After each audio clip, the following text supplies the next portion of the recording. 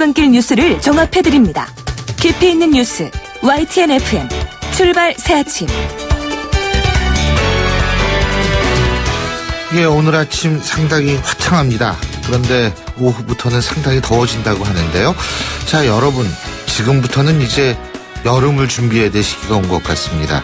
자, 여러분 지금 오늘 아침에 어떤 계획을 세우고 출근길에 나서셨는지 모르겠는데요. 오늘 아침도 어제보다는 훨씬 더 나은 하루가 되시기를 기원해드리겠습니다. 신율의 출발 새 아침 3부 순서, 먼저 광고부터 들으시죠.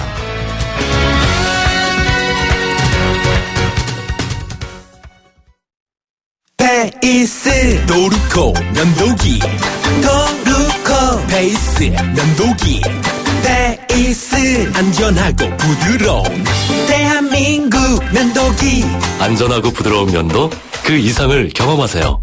The Shaving Innovator Dorco Pace. 온도와 습도를 항상 일정하게 유지시켜주는 항온항습기 전문기업 AR. 전산센터, 반도체 공장, 미술관, 박물관, 귀중품 보관실을 30년 축적된 기술로 AR이 지켜드립니다. 24시간 확실한 서비스 보장 031-497-0561. 아유, 세 단계 종이 또 걸렸어? 정말 제본 하나 하려다가 미치겠네. 내가 진작 현대오피스로 바꾸라니까. 오늘 다 날 셀 거야. 이제 스트레스 받지 마세요. 사무기기 전문기업 현대오피스가 책임지겠습니다. 사무기기의 올바른 기준. 현대오피스.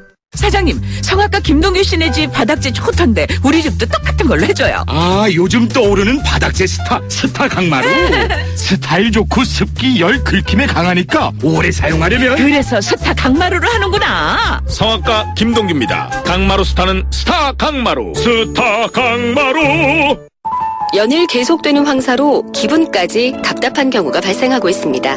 솔의 눈을 항상 준비하시기 바랍니다. 시원한 솔싹 추출물이 입안에 솔솔 솔바람을 불게 합니다. 이상 머리까지 시원해지는 느낌 솔의 눈이었습니다. 솔의 눈. 항공권도 매진이야. 실시간 빠른 항공 호텔 예약 시스템 온라인 투어. 가격이 싸니 일정이 별로야. 알뜰하고 품격 있는 여행은 온라인 투어. 에어텔, 교통패스, 각종 입장권. 복잡해. 여행의 예약을 한 번에 온라인 투어.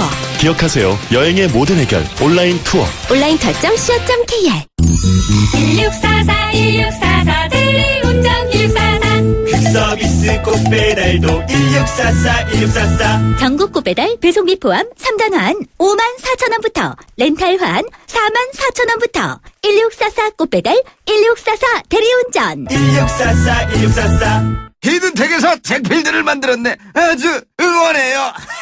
못난 놈. 잭필드에서 히든텍을 만든 거지. 히든텍 입는 순간 허리가 바운스.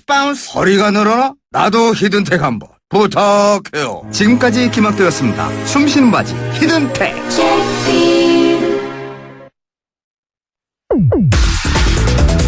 송곳 같은 말, 허무한 말, 우리가 주목해야 될 말을 전해드립니다.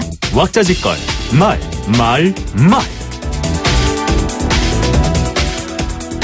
새누리당에서 정당 민주주의는 죽었다. 새누리당 김용태 의원이 혁신위원장 사퇴를 선언하면서 한 얘기입니다.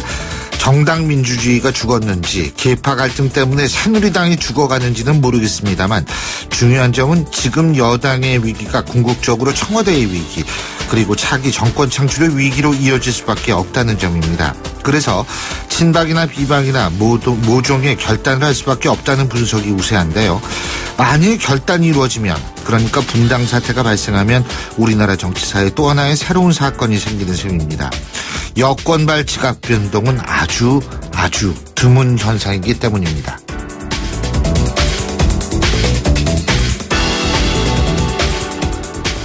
박근혜 대통령이 지금이라도 경제 실패에 대해 솔직히 인정하고 사과해야 한다. 그러면 내가 돌팔매를 맞더라도 돕겠다. 국민의당 박지원 원내대표가 한 얘기입니다. 박지원 원내대표의 이런 얘기는 대선을 앞둔 시점에서 일단 전국 아젠다를 경제 쪽으로 몰아야 한다는 계산에 의한 발언이라고 생각이 됐는데요. 공허한 이념 문제 들고 나와봤자 여론의 지지를 받기 힘들기 때문인데 더구나 여당이 이 모양인 상태에서 여론의 관심을 받을 수 있는 아젠다를 들고 나오는 것은 야당으로서 합리적인 전략이라는 생각입니다. 그런데 문제는 대안입니다. 다시 말해서 대안이 없이 이런 주장을 한다면 주장의 설득력과 생명력이 오래갈 수 없을 것이란 얘기인데요. 앞으로 그 대안을 제시할지 주목하겠습니다.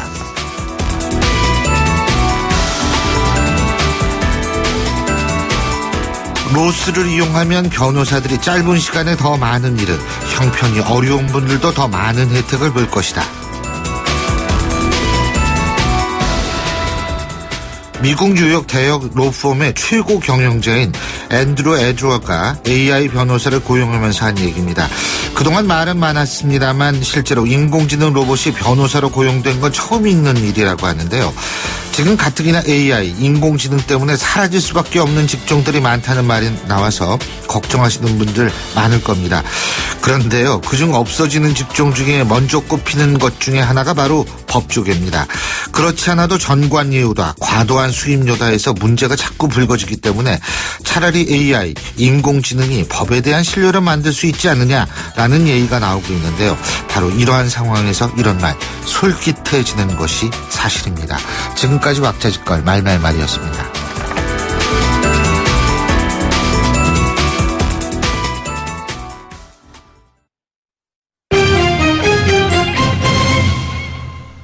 경제 뉴스 알아보겠습니다. 최요한 경제평론가 연결합니다. 안녕하십니까? 예, 안녕하십니까. 최요한입니다. 예, 일상생활에서도 인체에 유해한 화학물질이 함유된 제품들이 적발이 되면서 7개 제품과 회사가 어제 공개가 됐죠?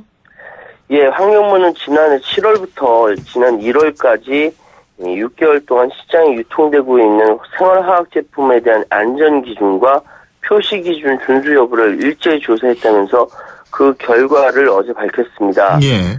근데 늦어도 많이 늦었죠? 예. 그 어제 안전기준에 대한 조사는 화학물질 등록 평가법에 따른 15개 관리 대상 품목 중 331개 제품에 대해 진행했는데 이 과정에서 안전기준을 위반한 제품 7개를 적발했다는 겁니다. 예. 그러니까 혹시 잘 들으시고 이게 혹시 집에 있으면 사용하시면 안 됩니다. 예. 에이스 마케팅의 수입 세정제가 있고요. 예. 미용닷컴이라는 회사의 문신용 염료도 사용하시면 안 되고요. 예. 바이오 피톤사의 탈취제, 네오제퍼의 수입 세정제, 뉴스토어의 수입 탈취제, BNS 월드링크의 수입 세정제, 그리고 필코스캠의 탈취제, 에어컨과 히터에 사용하는 거 탈취제. 이거는 이제 사용하시면 안 됩니다. 지난 1월 20일 해당 업체의 판매 중단과 회수 조치를 요구했고요. 위반 제품 판매가 즉시 중단되고 재고분도 지난달까지 대부분 회사에서 폐기 처분했다고 합니다.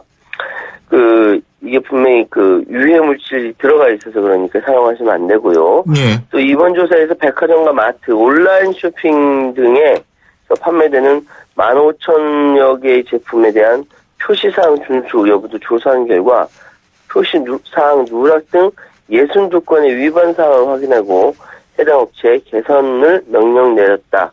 이렇게 밝혔습니다. 예. 자, 어쨌든 지금 우리 주위에 우리가 참 화학물질 많이 쓰는데, 예? 네. 이런 것들이 좀 더 자세히 밝혀져서 좀 국민 건강에 신경을 많이 쓰는 정부의 모습을 봤으면 좋겠습니다. 예, 그렇습니다. 고등학교 중퇴자나 대학 중퇴자도 청년 임대주택에 들어갈 수 있게 됐다는 소식도 있네요.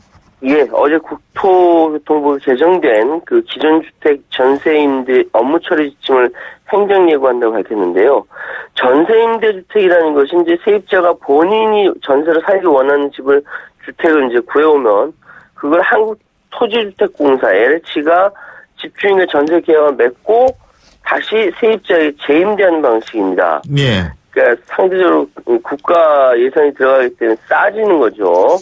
통상 수도권 기준으로 전용면적 50제곱미터 주택 임대료는 보증금 480만 원에 월세 8만 원에서 10만 원 수준이니까 뭐 이거 어마어마하게 싼 겁니다. 개정된 내용에 따르면 기존의 대학 재학생만을 대상으로 공급됐던 이 대학생 전세임대가 청년 전세임대로 확대 개편되고요.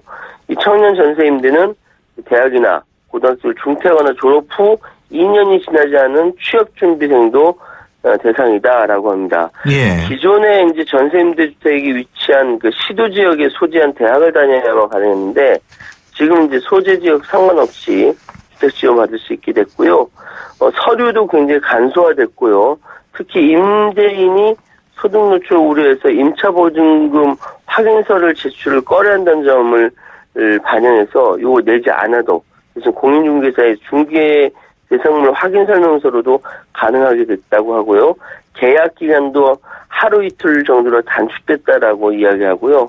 뭐 많은 부분에서 편리해진 것 같습니다. 국토부는 다음 달에 청년 전세임대 5천 가구에 대한 입주자 모집 공고를 할 예정이라고 합니다. 예, 그렇군요.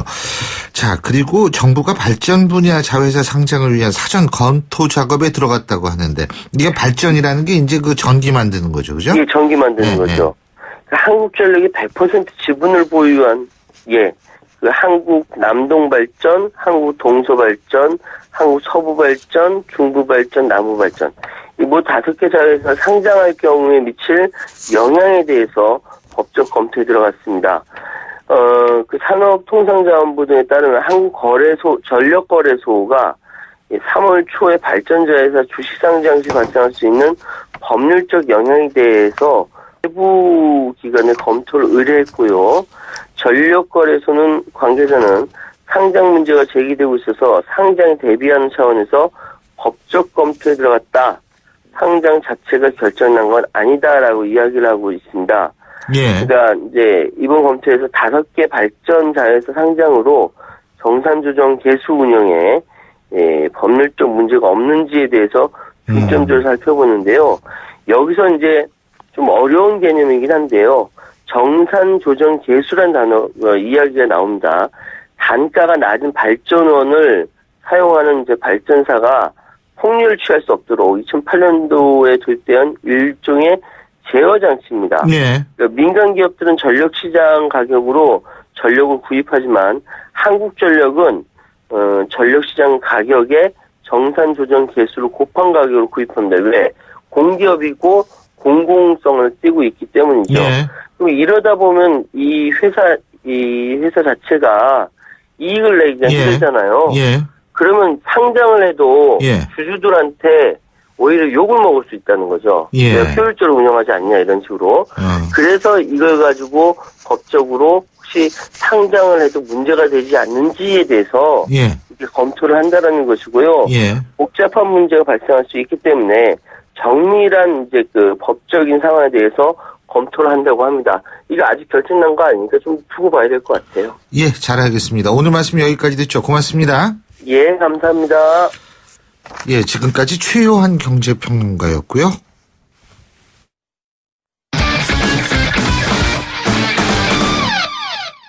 자, 이번엔 스포츠 소식 알아볼까요? 최동우 스포츠 평론가 연결합니다. 안녕하십니까? 예, 안녕하세요. 예, 박태환 선수 얘기가 연일 나와요. 예. 예. 올림픽 출전과 관련해서 국제 스포츠 중재재판소가 대한체육회에 의견을 보내달라는 요청을 했었는데 어제 체육회가 공식 의견을 전달을 했죠. 그죠? 예, 그렇습니다. 예. 공식 입장 뭐 어떻게 한 거예요? 얘기를 한 거예요? 그러니까 이 박태환 선수가 지난달에 카스 국제 스포츠 중재 재판소에 중재를 신청을 했고요. 네. 예, 그래서 이제 카스가 체육회에 의견을 보내달라고 요청을 한 겁니다. 예. 여기에 체육회가 이제 공식 의견, 공식 입장을 보낸 건데 이 체육회 공식 입장은 한마디로 이 박태환 선수의 올림픽 출전권은 카스의 중재 대상이 아니라는 겁니다. 이 박태환 선수의 올림픽 출전이 중재 대상이 아니다라는 이유는 이 카스가 선수나 단체에 대한 결정만을 심판의 대상으로 삼고 있기 때문인데요. 체육회가 이 국가대표 선발 규정을 개정하지 않겠다라는 원칙을 확인한 것이지, 이 박태환 선수에게 대한 직접적으로 올림픽에 출전하지 말라라고 결정한 것이 아니기 때문에 이 카스의 중재 대상이 될 수 없다는 입장이고요. 네. 이 체육회 정관에도 분쟁이 있을 경우에는 카스에 항소할 수 있다 이렇게 돼 있는데 다만 이 관할기구 이번에는 체육회가 되겠죠. 이 관할기구의 최종 결정에 대해서 항소할 수 있다 이렇게 돼 있거든요. 그런데 이 박태환 선수가 체육회에 규정을 개정해달라고 요청한 적이 없기 때문에 체육회로서는 최종 결정을 내린 적도 없고 이 중재 대상이 될 수 없다. 이것이 체육회의 공식 입장입니다. 그러니까 뭐 예를 들면 우리가 어제 얘기했던 것처럼 징계를 받거나 뭐 징계 결정이 내렸으면 카스 관할이 될 수 있는데 이게 그냥 기존에 있어서의 규칙을 적용하는 문제이기 때문에 이거는 중재 대상이 될 수 없다 이 말씀이시네요. 그죠? 그렇죠. 예. 자, 그리고 우리가 어제도 얘기했는데 여자 배구 대표팀 말이에요. 리우올림픽 예선전에서 일본을 이겼네요. 예? 예, 그렇습니다. 예. 이 여자 배구 대표팀이 어제 리우올림픽 예선전 3차전에서 일본을 3대1로 이기고 2승 1패를 기록했습니다. 예. 이 어제 경기가 올림픽 본선 티켓 확보의 분수령이었었거든요. 예. 어제 이제 일본을 잡으면서 리우행 티켓에 한 발 다가서게 됐습니다. 이 초반에 이탈리아, 네덜란드, 일본 다 강팀을 만났거든요. 예. 여기에서 2승 1패를 기록한 건데 나머지 4경기 그러니까 이 카자흐스탄, 페루, 태국 또 도미니카 공화국이 남아있기 때문에 다 해볼 만한 팀들입니다. 이 4경기에서 최소한 2승만 추가하게 되면 리우행 비행기를 탈 수 있을 것으로 보입니다. 예. 자, 그리고 야구 얘기도 좀 해보죠. 예. 어제 프로야구에서는 두산 김재환 선수가 또 홈런을 터뜨렸는데 이 공동 선수 LG 히메네스 선수하고 똑같이 어제 홈런 한 개 다 추가했죠. 그죠? 예. 이 아주 재밌습니다. 지난해에는 이 박병호 선수하고 최임주 선수가 홈런 경쟁을 벌였거든요. 예. 근데 올해는 이 두산의 김재환 선수와 LG 히메네스 선수가 홈런 경쟁을 벌이고 있습니다. 이 두 선수가 어제 경기 전까지 홈런 11개로 공동 선두였거든요. 예.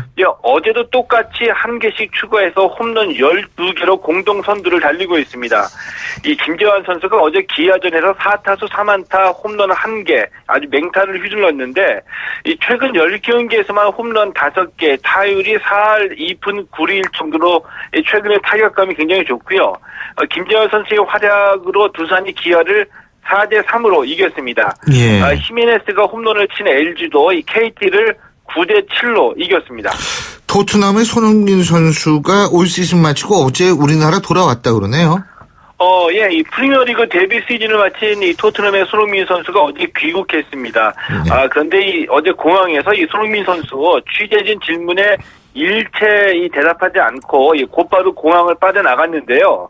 이 손흥민 선수가 대표팀에 합류해서 다음 달 스페인하고 체코를 상대로 치르는 두 차례의 유럽 평가전에 출전하게 됩니다. 예, 그렇군요.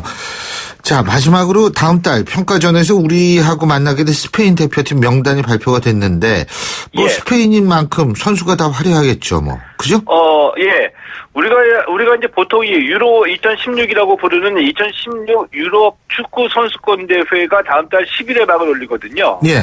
그래서 이제 스페인 입장에서는 이 유럽 축구 선수권에 대비해서 우리와 6월 1일에 평가전을 치르는 건데 어제 스페인 대표팀 명단이 발표가 됐습니다. 맨체스터 유나이티드의 골키퍼인 다비드 데헤야, 첼시의 미드필더 세스크 파브레 등이 이제 포함이 됐는데 스페인에서도 이 부상 때문에 첼시의 스트라이커인 디에고 코스타 선수를 비롯해서 몇몇 중요한 선수들이 부상으로 빠지게 됐고요. 슈틸리케 감독이 올해 들면서 이제부터는 유럽의 강팀하고 경기를 가져야지 된다 이렇게 얘기했거든요. 예. 그리고 6월 1일 스페인 평가전이 유럽 강팀과의 첫 경기이니만큼 이 경기에서 과연 대표팀이 어떤 경기를 보여줄지 정말 관심이 가는 경기입니다. 예, 오늘 말씀 잘 들었습니다. 고맙습니다. 네, 고맙습니다. 예, 지금까지 최동원 스포츠 평론가였고요. 신율의 출발 새 아침 3부 순서 여기서 줄입니다. 잠시 뒤 4부에서 뵙죠. 안녕하세요. 배우 공연주입니다. 15살의 여러분은 어떤 꿈을 꾸는 아이였나요? 제가 케냐에서 만난 15살 소녀 도린의 꿈은 의사가 되는 것인데요. 학교에 가는 것을 무척 좋아하는 도린이 학교를 빠질 수밖에 없는 이유는 단지 여자로 태어났기 때문입니다. 우리와 너무 다른 그동안 말하지 못한 소녀들의 이야기 궁금하지 않으세요? 여러분의 관심으로 소녀들이 다시 꿈을 꿀 수 있습니다. 지금 월드비전 꽃들에게 희망을 캠페인을 검색하세요. 월드비전 꽃들에게 희망을. YTN 라디오 캠페인 더 가까이. 안녕하세요. 가수 김장훈입니다. 요새 미세먼지 때문에 많이 힘드시죠? 꽤 많은 미세먼지가 석탄 때문에 생긴다는 사실 아시나요? 우리나라는 많은 부분을 석탄 화력에 의존하고 있는 만큼 대체할 에너지원이 절실합니다. 그중 하나가 바로 고형 연료입니다. 고형 연료는 버려진 나무, 종이, 비닐 등 잘 타는 쓰레기를 다시 사용한 연료입니다. 세계가 주목하는 차세대 신재생 에너지죠. 지금 세계는 대기 오염을 줄이고 환경을 살리기 위해 노력하고 있습니다. 우리가 할 일은 이런 환경 문제를 내 일처럼 생각하고 꾸준히 관심을 갖는 거겠죠?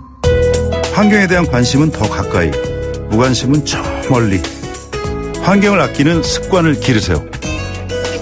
YTN 라디오 캠페인 더 가까이. 한국환경공단과 함께합니다. 사장님, 성악가 김동규 씨네 집 바닥재 좋던데 우리 집도 똑같은 걸로 해줘요. 아, 요즘 떠오르는 바닥재 스타 강마루. 스타일 좋고 습기 열 긁힘에 강하니까 오래 사용하려면. 그래서 스타 강마루를 하는구나. 성악가 김동규입니다. 강마루 스타는 스타 강마루. 스타 강마루. 록록록록록 비드. 면역은 높아도 안 돼요. 안 돼요. 면역은 낮아도 안 돼요. 안 돼요. 녹용 추출 성분 록비. 록록록록록 비드. 본 제품은 건강기능식품 광고입니다. 날카로운 분석, 내일을 보는 시선, 신율의 출발 새 아침. 신율의 출발 새 아침 4부 순서, 먼저 광고부터 들으시죠. 메르세데스 벤츠 공식 딜러 KCC 오토 영등포 전시장 그랜드 오픈. 5월 초 강서, 목동, 강북, 제주에 이어 이제 가까운 영등포에서도 메르세데스 벤츠를 만나보실 수 있습니다. 메르세데스 벤츠를 만나는 새로운 선택. 메르세데스 벤츠 공식 딜러 KCC 오토. 5월에는 티월드로 폼나들이 오세요.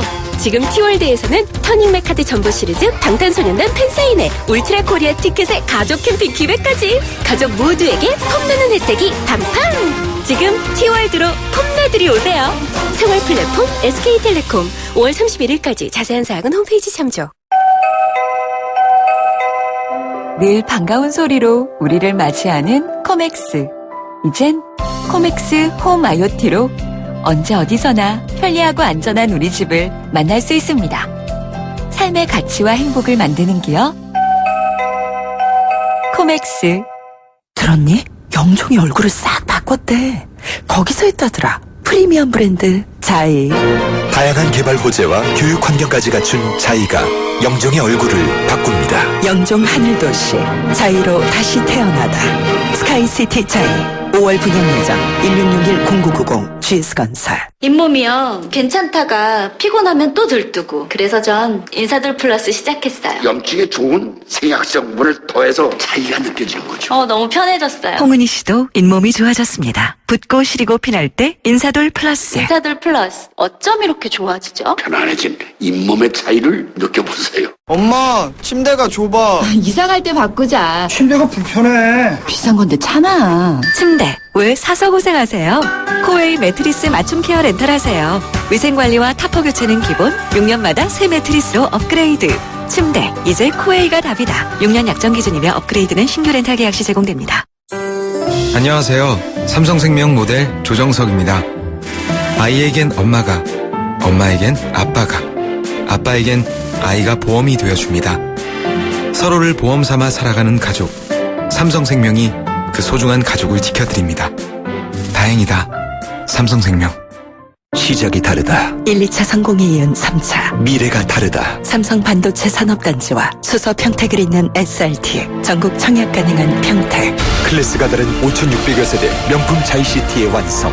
공원 수영장 사우나까지. 자이더 익스프레스 3차. 5월 예정 1800-5743 GS건설.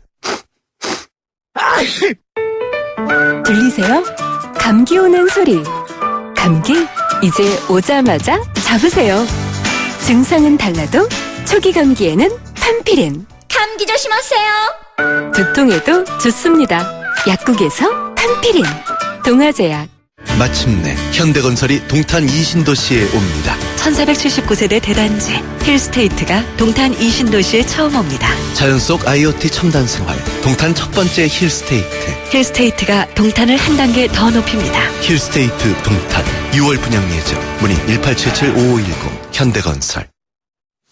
예, 지금 시각 8시 33분 36초 지나고 있는데요. 교통 상황 알아보겠습니다. 김미란 캐스터. 네, 신율의 출발 새 아침 교통정보입니다. 출근길에 햇살이 기분 좋게 내리쬐고 있습니다. 하지만 오전 10시부터 오후 3시까지는 자외선 지수가 매우 높은데요. 운행 중에 선글라스를 착용하시는 게 좋겠습니다. 효성로는 서울 메트로 방면 서초 3동 사거리에서 서울고교 국민은행 서초 지점 앞에서는 추돌 사고가 일어났습니다. 여파로 이 부근이 지체되고 있습니다. 강변북로 구리 방면 한강대교에서 동작대교 구간 1차로에서 추돌 사고 여파 때문에 가양대교부터 동작대교까지 길게 밀리고 있는데요. 올림픽대로도 김포 쪽으로 여의상류 나들목에서 하류 나들목 구간 4차로에서 추돌 사고 소식이 있습니다. 이 부근 속도가 내려가 있는데요. 동호대교부터 한강대교까지 교통량이 많아 다시 한번 서행입니다. 노들로 현충로 이수교 방면 한강 철교부터 중대 입구 쪽으로도 속도 내려가고 있습니다. 도시 만쪽은 통일로 서울역 쪽으로 홍은사거리부터 서대문역 구간 아직은 차간역이 좁게 이어져 있습니다. 신율의 출발 새 아침 교통정보였습니다. 신율의 출발 새 아침 오늘 순서 시작합니다. 오늘 아침 당신이 듣고 싶은 뉴스 94.5MHz YTN 뉴스 FM 신율의 출발 새 아침.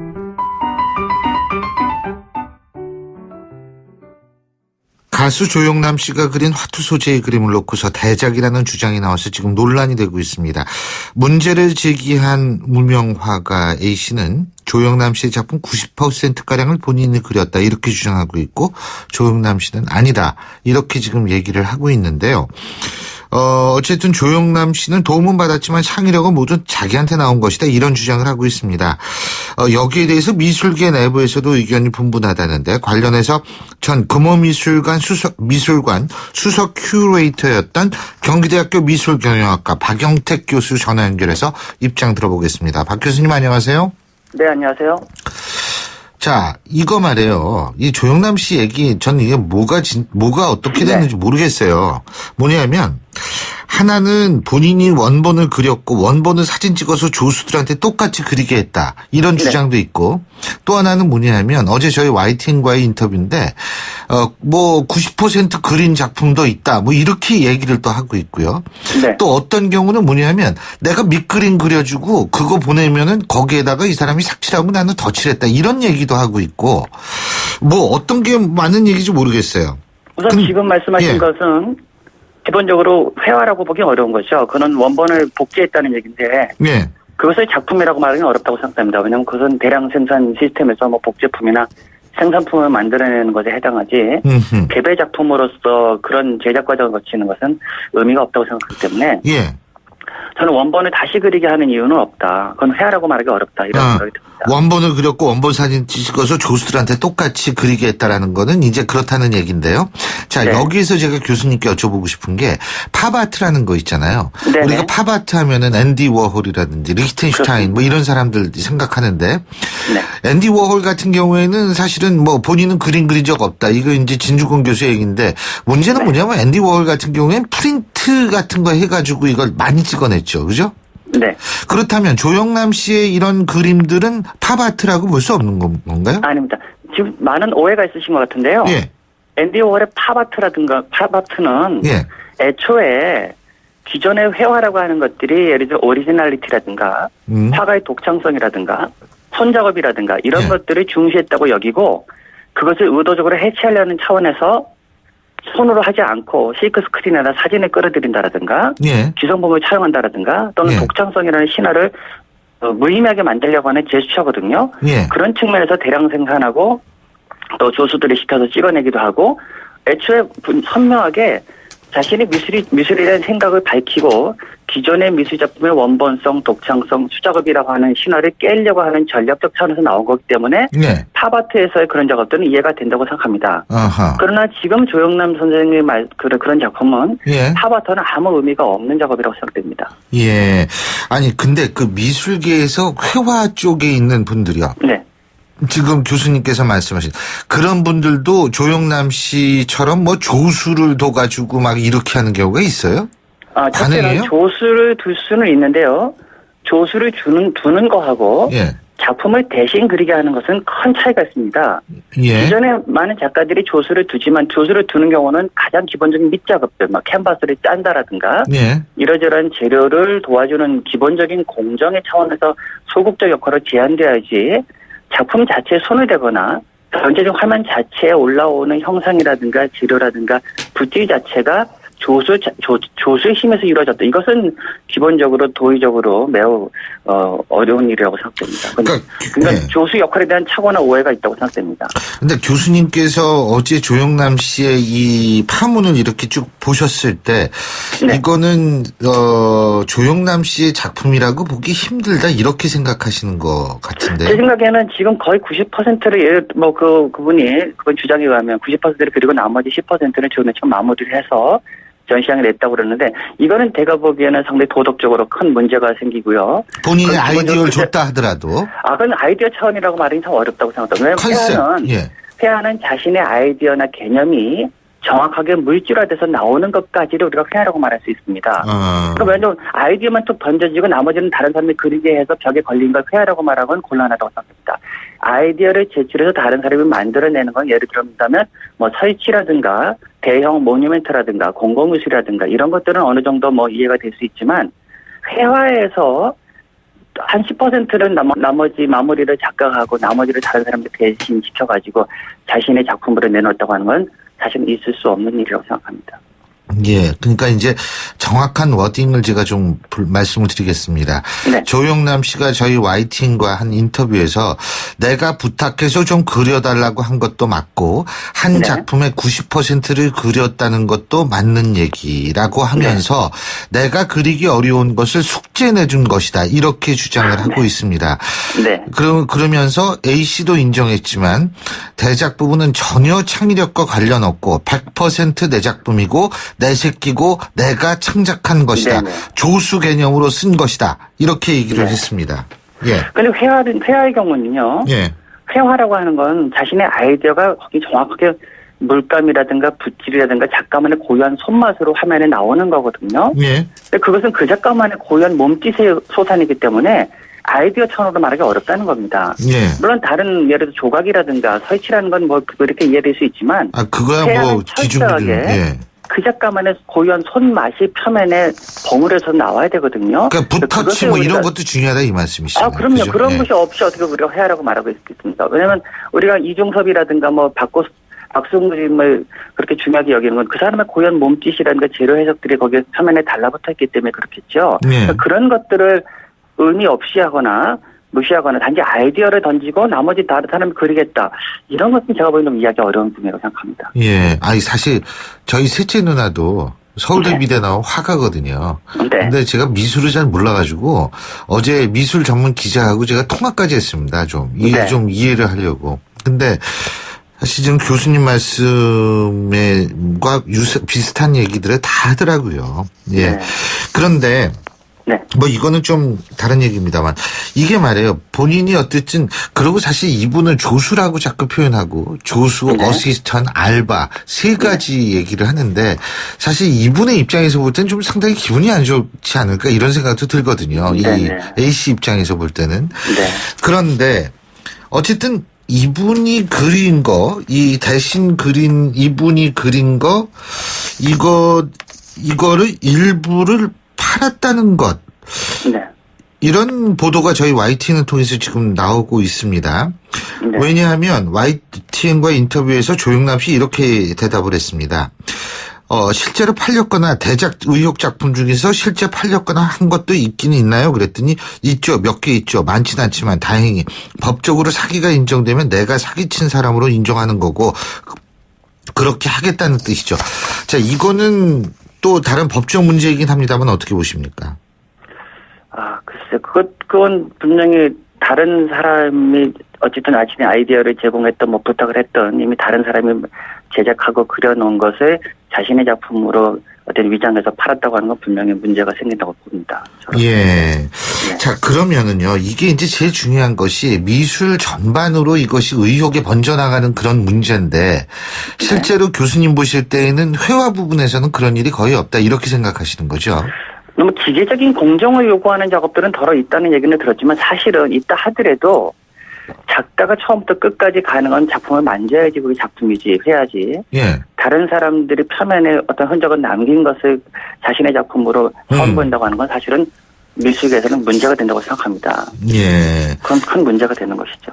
그렇기 때문에 결국은 이런 것이 문제가 될 수 있다라는 사실이고, 사실 이게 떳떳한 관행이면 언제든 얘기할 수 있겠죠, 그죠?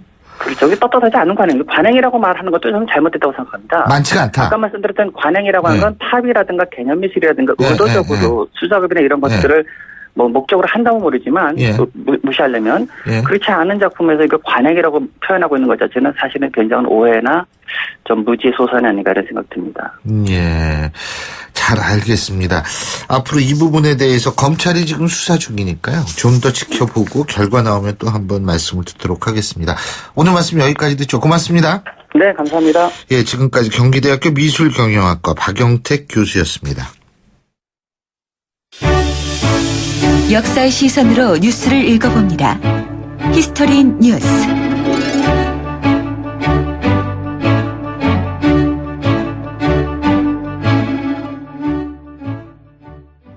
예, 오늘이 5.18입니다. 근데 잠시 후에 있을 5.18 민주화운동 기념식에서 임을 위한 행진곡 합창이냐 재창이냐 이 문제 계속 논란이 되고 있죠. 그래서 오늘 히스토리 뉴스에서는 언제부터 특정한 날의 기념식 노래를 만들고 부르기 시작했는지 그 기원은 어디에 있는지 한번 살펴보겠습니다. 스튜디오에 역사학자 전유영 박사님 나와 계십니다. 어서 오십시오. 네, 안녕하세요. 예. 깜짝 놀랐어요. 어서 오십시오. 그러면 많이 나와야 되는데 가만히 계셔가지고 혹시 화나셨나? 아닙니다. 자, 임을 위한 행진곡. 이 노래 이게 1982년에 만들어진 거죠? 네네. 예. 뭐 다들 이제 아시는 얘기죠. 뭐 이제 백규환 선생이 맵비날이라고 하는 이제 장시를 80년에 쓰고 발표를 안 하고 있었던 거를 이제 황석영 씨가 그걸 보고 그중에 일부를 차용해서 이제 노래 가사를 만들었고요. 뭐 좀 그 대학가 이제 수상자이기도 한 김종률 씨가 곡을 붙여서 당시 이제 광주 민주화 운동 2주기쯤 됐을 때 넋부리붓이라고 하는 이제 극이죠. 노래극을 만들면서 거기 삽입곡으로 넣었는데 이제 그 이후로 80년대 뭐 저뿐만 아니라 저도 그렇고 이제 신 교수님도 그렇고 대학 다닐 때 무수히 들었고 불렀고 했을 노래라고 생각이 됩니다만 80년대 민주화 운동의 상징가요가 된 그런 노래였죠. 그리고 사실 그 80년대의 그 노래 중에선 상당히 서정적인 노래에 속하지 않습니까?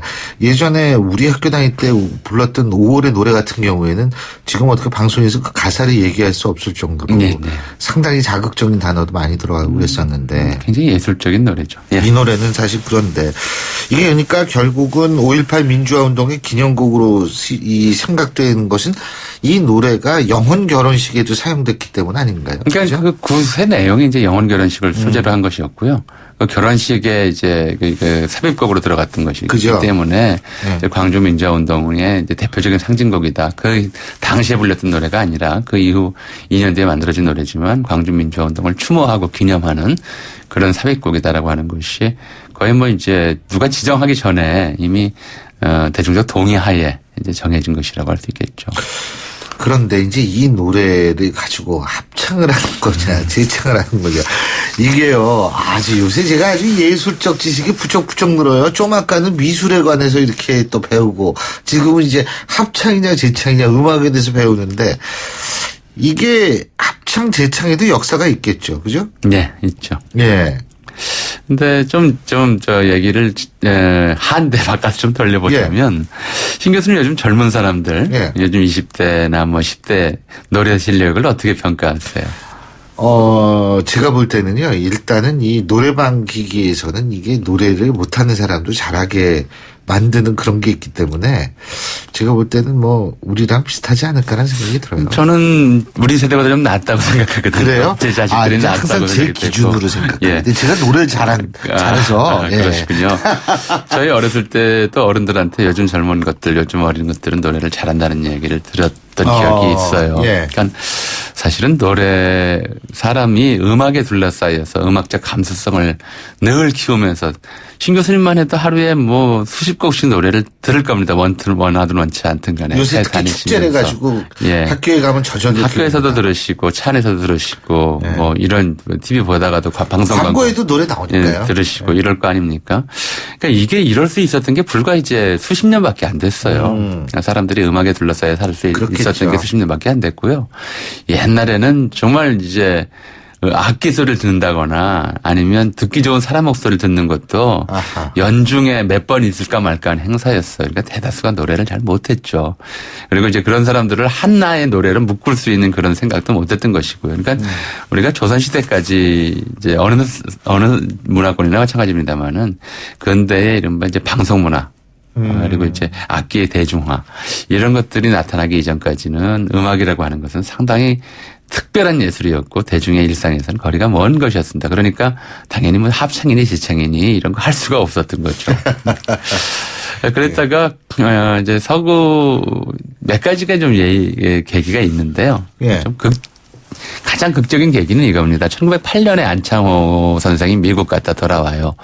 미국에 가서 각 그 학교들에서 이제 조회하는 것들을 보고 돌아와서는 아주 열심히 계몽운동을 합니다.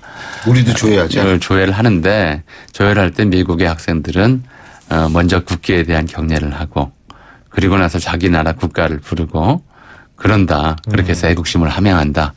이걸 뭐라고 그 당시 이제 안창호 선생이 표현을 했냐면 배기창가래라고 했습니다. 국기에 배려하고 노래 부르는 의례다 이런 뜻이죠. 그래서 이 배기창가래가 이제 오늘날 국민의례의 기원 원형이 된 겁니다.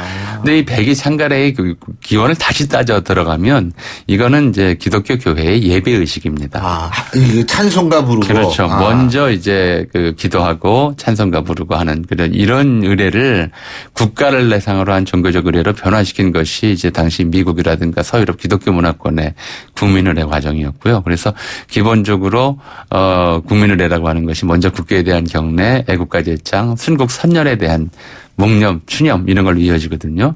이게 이제 먼저 이제 신상에 대해서 간단히 경배하고 그리고 이제 찬송가 부르고 그리고 기도하고 이런 일련의 과정들을 국가를 대상으로 바꿔놨던 것이죠. 이게 생기면서 이제 국가를 부른다고 하는 개념이 나왔고요. 국가가 제정된 것은 이제 1901년에서 2년 사이, 1902년에 대한제국 국가가 제정이 되었고 그에 앞서서 1890년대 말에 이제 배지학당에서 나라 사랑하는 마음을 고취하겠다고 이제 조회 시간에 쓸 목적으로 널리 독립협회 중심으로 이제 애국가를 모집한 적이 있었는데 지금의 이제 우리나라 애국가는 그때 창작된 애국가 중에 하나인 거고요. 그러니까 그게 국가가 나오면서 제창의례가 생겼다고 생각하시면 될 겁니다. 그렇군요. 그런데 그거 말고도 뭐 우리가 지금 3.1절 노래도 있고 한글날 노래도 있고 개천절 노래도 있고 이 특정일을 기념하는 노래가 많은데 이 기념일의 노래를 부르기 시작한 거는 언제부터입니까? 그러니까 이제 해방 이후에 만들기 시작해요. 일제강점기에도 이제 그런 기념일들이 있었고 그런 기념일 노래들을 당연히 만들어서 보급을 시켰죠. 사실은 제창이라는 의례는 이제 제창과 합창이 어떻게 다른지는 이미 다 아셨을 테니까 제창이라는 의례는 노래 가사를 모르는 사람은 빼고요. 그 노래를 부르는 모든 사람들을 같은 감성으로 좀 몰아넣는 그런 힘이 있거든요. 그 주가 되는 거죠, 노래 부르는데. 노래의 힘이라고 하는 것은 노래를 부르면서 그 노래가 담고 있는 메시지라든가 감성이라든가 이런 것들을 내면화하는 데 있지 않겠습니까? 같은 노래를 함께 부른다고 하는 것 자체가 일체감을 확인하는데 이제 가장 효율적인 수단, 방법으로 가만히 됐던 것이고요. 그래서 근대 국가에서 이른바 국민 만들기라고 하는 이제 과정에서는 국경이라는 애국가 그리고 그 밖에 다른 개념들에는 그와 관련된 노래들 이런 걸 만들어 부르는 것이 하나의 이제 관례처럼 됐었고요. 해방 이후에 그래서 이제 해방되자마자 가장 먼저 제정하기 시작했던 것들이 5대 국경일을 지정하는데 각각의 국경일마다 그에 합당한 기념곡을 만드는 것이었고요. 그렇게 해서 해방 이후부터 기념일마다 기념곡을 만들어 이제 재창하는 이제 애국가도 재창이지 애국가 합창 이런 거 안 하지 않습니까? 그렇죠. 그러니까 재창이라고 하는 의례 속으로 이제 이 새로운 기념곡들을 집어넣었던 거죠. 아, 그렇군요. 근데 고려시대나 조선시대는 뭐 그런 노래 없었겠죠. 그러니까 왕이 행차하거나 뭐 특별한 기념의례들이 있었어요. 왕의 생일이라든가. 요새도 미국 대통령 등장하면은 노래 네. 나옵니다. 음악이 당연히 나오게 돼 있어요. 네. 그러니까 공식 행사에서는 나오는데 그거를 아악을 쓸 거냐, 향악을 쓸 거냐, 이제 이런 것들을 가지고 몇 차례 좀 논란이 벌어진 적도 있었고요. 그러니까 그런 걸 이제 공중음악을 아악이라고 하는데 한번 들어보시면 이건 뭐 따라 부르서 또 노래 부르는 것도 아니고. 저는 그게 음악인지 뭐 제가 잘 생소해가지고 그렇죠. 잘 모르겠더라고요. 고대로부터 계속 전승되어 왔던 이제 본래 이게 예악 형정 이렇게 얘기하는데 유교에서는 동아시아에서는 뭐 유럽도 크게 다르진 않을 거라고 생각이 됩니다만은 이 음악이라고 하는 것이 사람의 성정을 바르게 하고 이제 마음을 쓸데없이 들뜨게 만드는 음악은 좋은 음악이 아니다라고 이제 속되다라고 얘기했죠. 성정을 바르게 하고 왜 어떤 음악들은 사람들 음악에 감성이 있지 않습니까? 그렇죠. 이제 진지하고 침중하게 만들기도 하고 들뜨게 만들기도 하고 이러는데 사람들의 성정을 바르게 하고 차분하게 만들고 이런 음악이 좋은 음악이라고 그랬고요. 그런 음악에 맞춰서 굉장히 천천히 이제 걷게 된 것이죠. 그러니까 요즘 이제 궁궐 앞에서 저 수문장 교대식 같은 거 하면서 북치고 이런 걸 보면 사실은 좀 정확한 고증은 아닙니다. 그런 것 같죠. 예. 그리고 수용을 좀 현실적으로 붙였으면 좋겠다는 그런 바람도 있습니다. 예. 예, 어쨌든 오늘 5.18 민주화 운동 기념일이고요.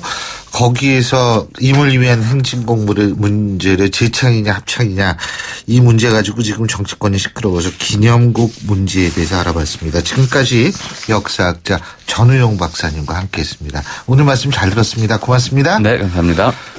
예, 수요일에 보내드린 신율의 출발새 아침 오늘 순서 여기서 모두 줄이겠습니다. 자, 오늘 정말 덥다고 합니다. 얼만큼 더운지. 하지만 습하지 않아서 요새는 그늘에 들어가면 시원합니다. 여러분 그래도 이제 여름 맞을 준비하시는 것 이거 잊지 않으시길 바라겠고요. 전 내일 아침 7시 15분에 다시 오겠습니다. 신율이었습니다. 고맙습니다.